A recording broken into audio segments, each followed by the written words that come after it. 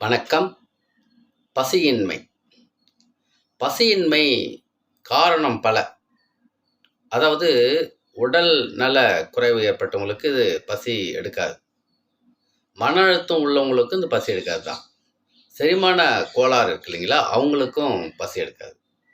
குறிப்பாக தினமும் மாத்திரை போடுவாங்க, ரசாயன பொருள். அந்த ரசாயன பொருளுக்கு பார்த்தீங்களா, சாப்பிட்றோம் இல்லைங்களா, அதனோட பக்க விளைவு நமக்கு இந்த பசி எடுக்காது. பசியின்மை இதெல்லாம் கவனிக்கணுங்க.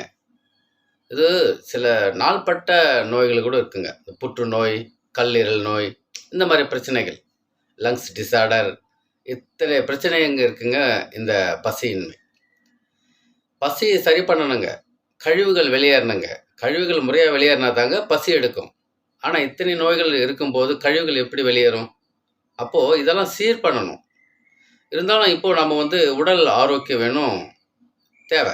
ஆரோக்கியம் தேவைங்க. அப்போது அந்த பசியை போக்கி உடலுக்கு சில உணவுகள் கொடுத்து தான் ஆகணும்.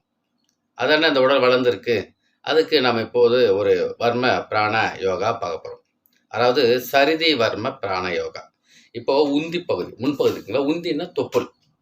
இப்போது தொப்புளிருந்து பக்கவாட்டை நேர் அடையே போட்டு வரும். போடும்போது இது பாருங்களா, தொப்புள் இருக்குங்களா, பக்கவாட்டில் 4 விரல், இன்னொரு 4 விரல், 8 விரல் தள்ளி, நேர்கோட்டில் அப்படி 8 விரல் தள்ளி. இந்த 8 விரல் தள்ளி என்ன செய்கிறோன்னா 2 பெருவிரல் வச்சுக்கிறோம். இதுதான் சரிதி. 2 பக்கம் இருக்குது சரிதி வர்ம பிராண யோகாவுடைய புள்ளி. வச்சுட்டு பாருங்கள், மெதுவாக அந்த பெருவிரல் வச்சுட்டு மெதுவாக மற்ற விரல் இணைக்கிறோம். குவிச்சு அப்படியே இந்த விரல்களை விரிக்கிறோம். அவ்வளோதான் வரும்.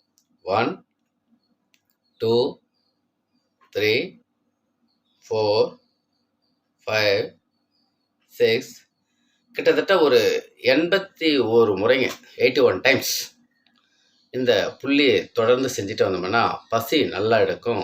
உடலுக்கு தேவையான உணவுகள் போகும்போது ஆற்றல் கிடைக்கும். அந்த ஆற்றல் வரும்போது கழிவுகள் முறையாக வெளியேறும்.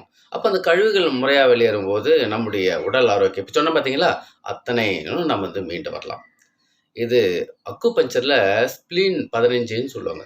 அதாவது ஸ்ப்ளீன்னா மண்ணீரல். மண்ணீரலினுடைய இயக்கத்தை கொடுத்து நம்மளோட உடலுக்கு தேவையான அந்த இரத்த ஓட்டத்தை சீராக்க செய்யும். தொடர்ந்து செய்வோம், உடல் நலத்தை காப்போம். நம் கையில். அன்புடன் உங்கள் கண் ரவிவர்மன்.